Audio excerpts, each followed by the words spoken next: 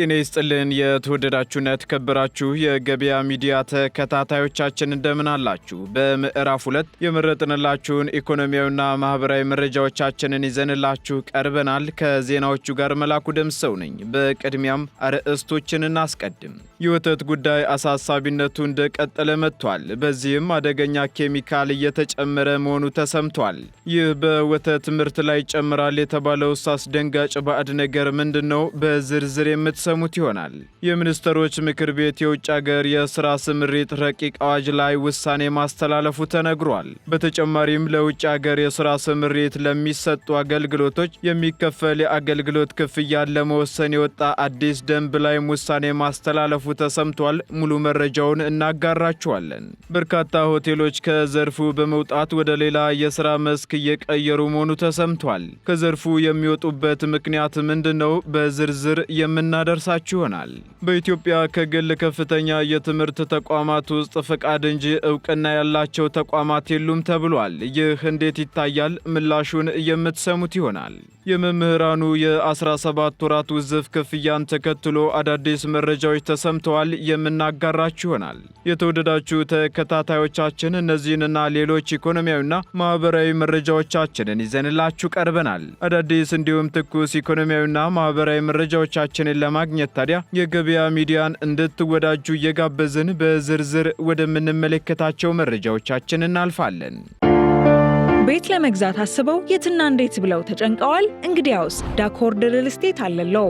ግንባታቸው 90 በመቶ የተጠናቀቁ ቤቶችን በ10 በመቶ ቅድመ ክፍያ ብቻ፣ የከርሰ ምድር ውሃ፣ ሰፊ ቴራስ፣ የልጆች መጫወቻና የመኪና ማቆሚያ ያለው ዘመናዊ አፓርትመንት በጀሞ ቁጥር 1 እስከ 1.5 ሚሊዮን ብር ከሚደርስ ልዩ ቅናሽ ጋር ከዳኮርድ ሪል ስቴት በ5 ወር ጊዜ ውስጥ የሚረከቡት ባለ 1 መኝታ 80 ካሬ፣ ባለ 2 መኝታ 110፣ 118 እና 128 ካሬ፣ ባለ 3 መኝታ 135 እና 148 ካሬ ይምጡ። ማየት ማመን ነውና ቤቶን ገዝተው ይመለሳሉ። ለበለጠ መረጃና ሳይት ለመጎብኘት በ0984 32 32 93 አሊያም በ0919 26 1500 ሃሎ ይበሉን። ዳኮርድ ሪል ስቴት በልዩነት የተገነባ።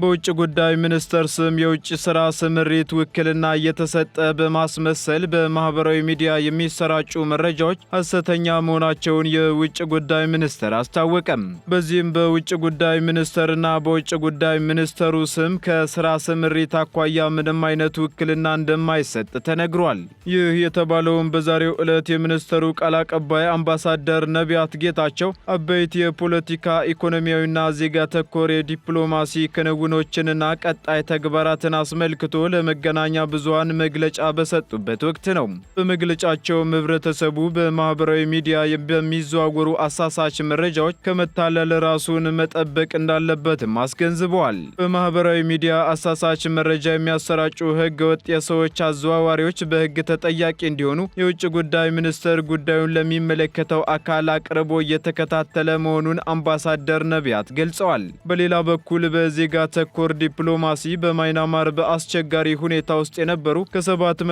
በላይ ዜጎችን ወደ ሀገራቸው መመለስ መቻላቸውን በሰጡት መግለጫ አመላክተዋል። በዚህም ኢትዮጵያውያን ህጋዊ የሥራ ስምሪት ስምምነት ባልተፈረመባቸው ሀገራት ከሚደረግ ህገወጥ ጉዞ መቆጠብ እንደሚኖርባቸው ማሳሰባቸውን ደግሞ በምዕራፍ 1 የዜና ወጃችን ወደ እናንተ ማጋራታችን አይዘነጋም።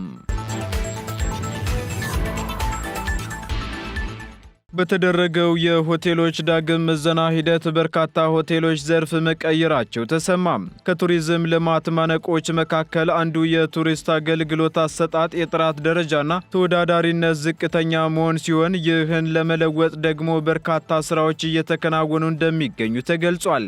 በአሁኑ ወቅትም በመዲናዋ አዲስ አበባ እያደገ ያለውን የኮንፈረንስ ቱሪዝም የሚመጥን አገልግሎት ለመስጠት እንዲሁም ዓለም አቀፍ ተወዳዳሪነትን ለማረጋገጥ የሆቴሎች የደረጃ የደረጃ ምደባ ስርዓት ጉልህ ሚና እንዳለው ይነሳል። በዚህም መሰረት የቱሪዝም ሚኒስቴር የቱሪስት አገልግሎቶች ብቃት ማረጋገጥና የደረጃ ምደባ በ2017 ባከናወነው ምዘና በአዲስ አበባ የሚገኙ 92 ሆቴሎችን የኮከብ ደረጃ ዳግም መመዘኑን አስታውቋል። የ40 ሆቴሎች ውጤት ይፋ የተደረገ ሲሆን ከነዚህም መካከል ደግሞ 34 የሚሆኑት የደረጃ ዳግም ምዘና የተደረገባቸው ሲሆኑ ቀሪዎቹ 6 ሆቴሎችም አዲስ የተከፈቱ መሆናቸውን በቱሪዝም ሚኒስቴር የቱሪስት አገልግሎት ብቃት ማረጋገጥና ደረጃ ምደባ የሥራ ሂደት ገልጿል። በዳግም ምዘና ደረጃቸው ይፋ ከተደረገ ሆቴሎች መካከልም 11ዱ ባለ 5 ኮከብ ሆቴሎች መሆናቸውን ሚኒስቴር መስሪያ ቤቱ አስታውቋል።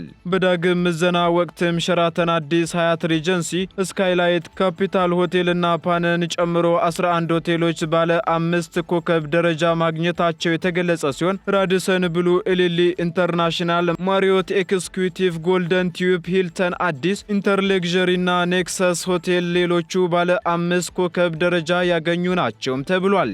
በተያያዘም ጁፒተር ኢንተርናሽናል፣ ሳፋየር አዲስ፣ ሃርመኒ ሆቴልን ጨምሮ 9 ሆቴሎች ደግሞ ባለ 4 ኮከብ ደረጃን ሲያገኙ ነጋ ቦንገር፣ ሰሜን ሆቴል፣ አዲሲኒያ ሆቴልን ጨምሮ 7 ሆቴሎች ደግሞ ባለ 3 ኮከብ ደረጃን ያገኙ ሲሆን 5ቶቹ ሆቴሎች እንዲሁ ባለ 2 ኮከብ ደረጃ አግኝተዋል ተብሏል። በሌላ በኩል ደግሞ ሆቴሎች በዳግም ምዘና ቁጥጥር ወቅት ወደ ፔንሲዮንና ሌሎች ዘርፎች መቀየራቸውን አረጋግጫለሁ ሲል የቱሪዝም ሚኒስቴር አስታውቋል።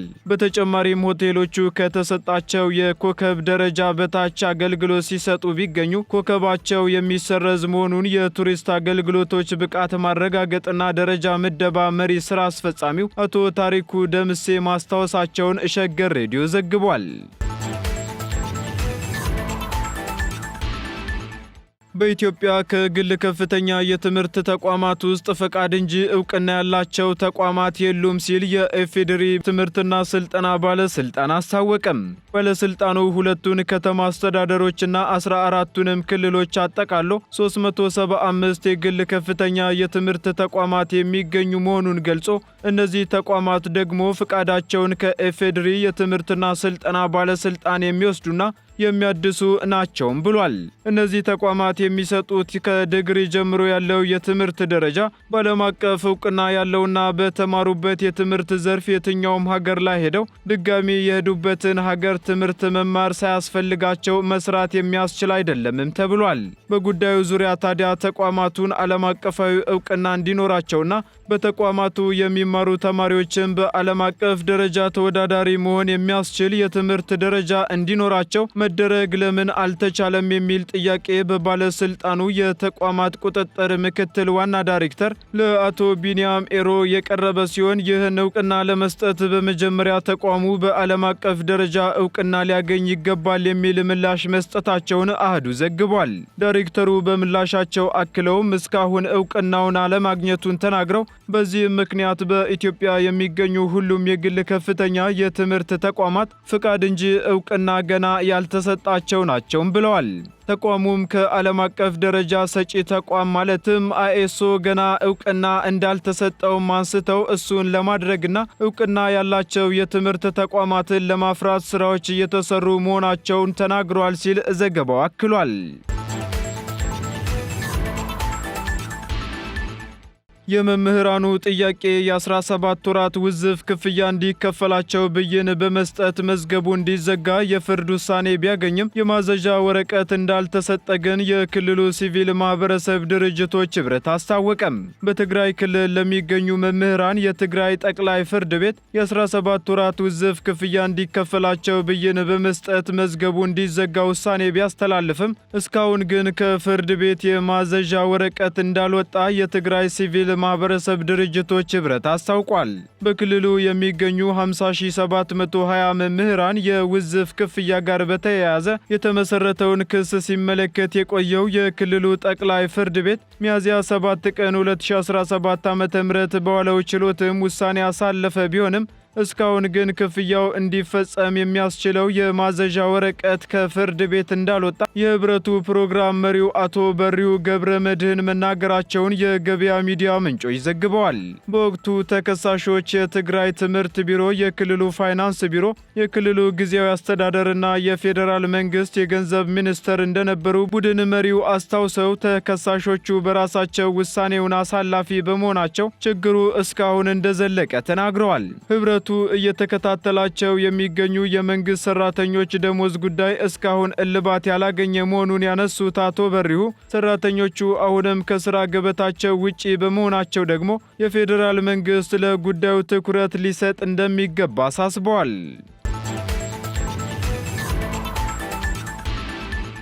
የሚኒስትሮች ምክር ቤት የኢትዮጵያ የውጭ ሀገር የሥራ ስምሪት ረቂቅ አዋጅ ላይ ውሳኔ አስተላለፈም።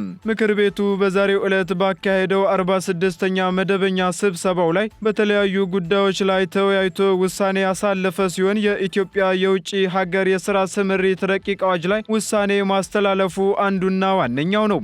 በዚህም በውጭ ሀገር ለሥራ የሚሰማሩ ኢትዮጵያውያን ዜጎች መብታቸው፣ ደህንነታቸውና ክብራቸው በዘላቂነት መጠበቁን ለማድረግ እንዲሁም ሀገራችን ከዘርፉ ማግኘት ያለባትን ጥቅም ለማስጠበቅ እንዲያስችል ሆኖ ረቂቅ አዋጁ ተዘጋጅቶ ቀርቧል። ምክር ቤቱም በረቂቅ አዋጁ ላይ በስፋት ከተወያየ በኋላ ወደ ሕዝብ ተወካዮች ምክር ቤት እንዲተላለፍ በሙሉ ድምፅ ወስኗል ተብሏል። እንዲሁም ምክር ቤቱ የመካከለኛው ዘመን ከ2018 እስከ 2022 የማክሮ ኢኮኖሚና የፊዚካል ማዕቀፍ ላይ ተወያይቷል ተብሏል።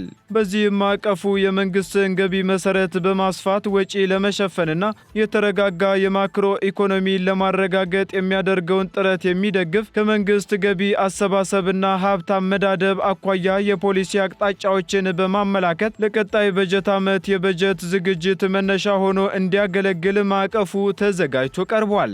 ምክር ቤቱም በማዕቀፉ ላይ በሰፊው ከተወያየ በኋላ በስራው ላይ እንዲውል በሙሉ ድምፅ መወሰኑ እንዲሁ ተነግሯል። በተጨማሪም ምክር ቤቱ የተወያየው ከአረብ ባንክ ለአፍሪካ ኢኮኖሚ ልማትና ከዓለም አቀፍ የልማት ማህበር ጋር በተፈረሙ ሁለት የፋይናንስ ድጋፍ ስምምነቶች ላይ መሆኑ ተሰምቷል። ከአረብ ባንክ የተገኘውን 49.5 ሚሊዮን ዶላር በላይ ከግብርና ኢንዱስትሪ ፓርኮች ጋር በመተባበር ለወጣቶች ሥራ ዕድል ፈጠራ ፕሮጀክት ማስፈጸሚያ የሚውል ሲሆን አነስተኛ ወለድ የሚከፈልበትና የ5 ዓመት የችሮታ ጊዜን ጨምሮ በ20 ዓመት ተከፍሎ የሚጠናቀቅ መሆኑም ተነግሯል። እንዲሁም ከዓለም አቀፍ የልማት ማህበር የተገኘው 45 ሚሊዮን 100 ሺህ SDR የሴቶችና የልጃገረዶች ጤና አገልግሎት አሰጣጥን ለማሻሻል የሚውል ሲሆን ከወለድ ነፃ 0.75% የአገልግሎት ክፍያ የሚከፈልበትና 6 ዓመት የችሮታ ጊዜን ጨምሮ በ38 ዓመት ተከፍሎ የሚጠናቀቅ መሆኑ ተገልጿል። ሌላኛው ምክር ቤቱ የተወያየው ደግሞ የስራና ክህሎት ሚኒስቴር ለውጭ ሀገር የስራ ስምሪት ለሚሰጣቸው አገልግሎቶች የሚከፈል የአገልግሎት ክፍያን ለመወሰን የወጣ ደንብ ላይ መሆኑ ተነግሯል። ተቋሙ በዚህ ረገድ ለሚሰጣቸው አገልግሎቶች የሚያወጣውን ወጪ ሸፍኖ የውስጥ ገቢውንም ለማሳደግ እንዲችል የተገልጋዩን የመክፈል አቅም ባገናዘበ መልኩ የአገልግሎት ክፍያን ለመወሰን ደንብ አዘጋጅቶ አቀርቧል።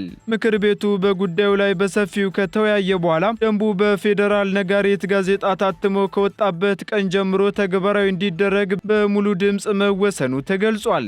በመጨረሻ ምክር ቤቱ የተወያየው የእጽዋት ጥበቃና ኳራንታይን ረቂቅ አዋጅ ላይ ሲሆን በዘመናዊ ቴክኖሎጂ የታገዘ የተባይ አሰሳና ማስጠንቀቂያ ስርዓት ለመዘርጋት የእጽዋት ውጤትንና ሌላ ቁጥጥር የሚደረግበትን ቁስ በዓለም አቀፍ የእጽዋት ጥበቃ ስምምነት መሰረት ተቆጣጥሮ ወደ ሀገር ውስጥ ለማስገባትና ወደ ውጭ ለመላክ እንዲሁም ቁጥጥር የሚደረግበት ተባይ ከውጭ ሀገር ከገባ እንዳይስፋፋና እንዳይሰራጭ ለማድረግ እንደሚያስችል ሆኖ ረቂቅ አዋጁ ተዘጋጅቶ ቀርቧል ተብሏል።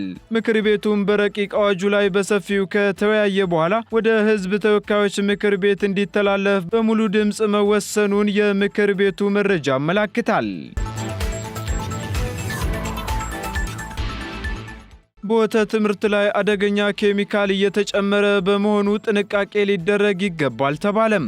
የወተትና መሰል ምርቶችን የቆይታ ጊዜና መጠናቸውን ለመጨመር ሲባል የሬሳ ማድረቂያ ጭምር እንደሚጠቀሙ ተሰምቷል። በገበያ ላይ የምግብ ምርቶችን ከባዕድ ነገሮች ጋር ቀላቅለው ሲሸጡ የተገኙ ነጋዴዎች መኖራቸውን በተደጋጋሚ የሚገለጽ ሲሆን በርበሬን ከአፈር ጋር፣ እንጀራን ከሳንጋቱራ ጋር፣ ቅቤን ከሙዝ ጋር መቀላቀል በተለይም ደግሞ ወተትና መሰል ምርቶችን የቆይታ ጊዜና መጠን ለመጨመር ሲባል የአስከሬን ማድረቂያ ጭምር እንደሚጠቀሙ ተነግሯል። እነዚህ ምግብ ውስጥ የሚጨመሩ ባዕድ ነገሮች ከፍተኛ የሆነ ጤና ችግር በሰዎች ላይ የሚያስከትሉ እንደሆኑም የኢትዮጵያ ምግብና መድኃኒት ባለስልጣን አስታውቋል። በባለስልጣኑ የምግብ ኢንስፔክሽንና ሕግ ማስፈጸም ስራ አስፈጻሚ አቶ ሙላቱ ተስፋዬ እንደገለጹት በየጊዜው ክትትል በማድረግ ባዕድ ነገር የተቀላቀለባቸው ምርቶችን ለገበያ በሚያቀርቡት ላይ ሕጋዊ እርምጃ እየተወሰደ እንደሚገኝ ገልጸዋል። ነገር ግን አሁንም ገበያ ላይ ባዕድ ነገሮች የተቀላቀሉባቸው ምርቶች መገኘታቸው ባይቆሙም ከነበረበት ግን የመቀነስ አዝማሚያ እያሳየ እንደሆነ አንስተዋል።